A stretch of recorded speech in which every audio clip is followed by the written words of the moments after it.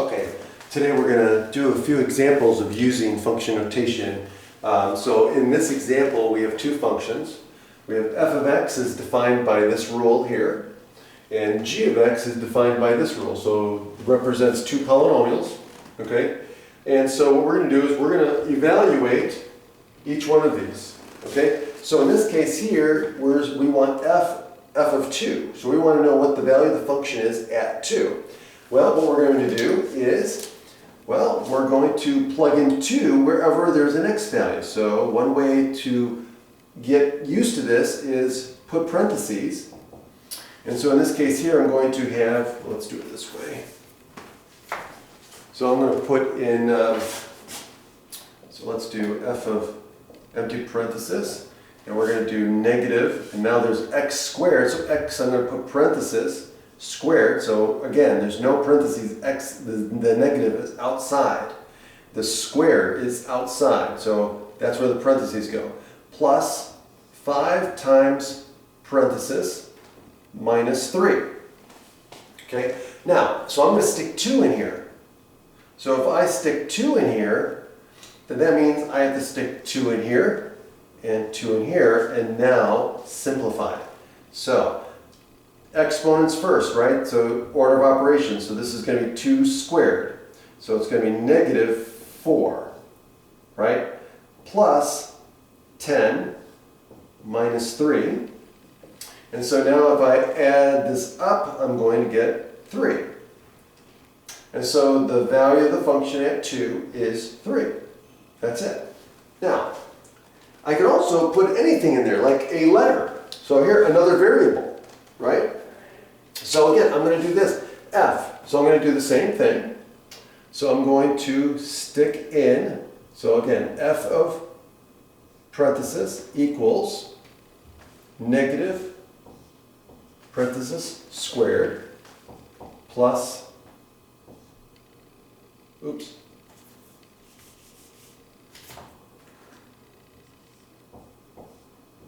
5 times parenthesis minus 3, right? So now what I'm going to do is if I want the function evaluated at q, so I want f of q, then I'm going to stick q in here, and I'm going to stick q in here, and now I'm done because this is going to become negative q squared plus 5q minus 3. So all I did was replace x with q, and I'm done. So here's f of 2. This is f of q, and I'm done. I can't simplify that any further. If I could, I would. Okay? And then finally, this one, g of a plus 1. Now I'm using the function g of x. So again, I'm going to say g of parenthesis is equal to what? I'm going to have what? 2x plus 3. So it's going to be 2 parenthesis plus 3. And so what I'm going to do is I'm going to put in, wherever there's a parenthesis, I'm going to put in a plus 1. So I'm going to put in a plus 1 here. And I'm going to put in a plus 1 here. And so now what I'm going to do is I'm going to simplify this. So now this is going to equal, well now I'm going to distribute. So remember, you got to distribute across all of the terms in here.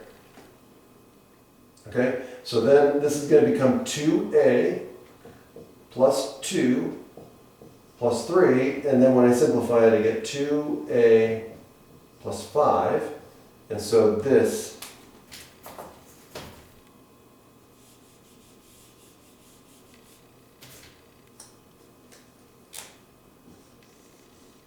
is my answer. And that's it. And that's how you do it. That's how you use function notation.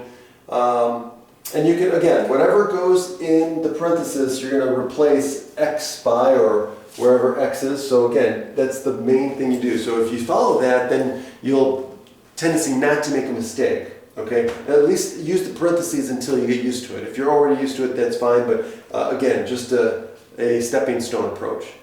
Okay. Have a good day.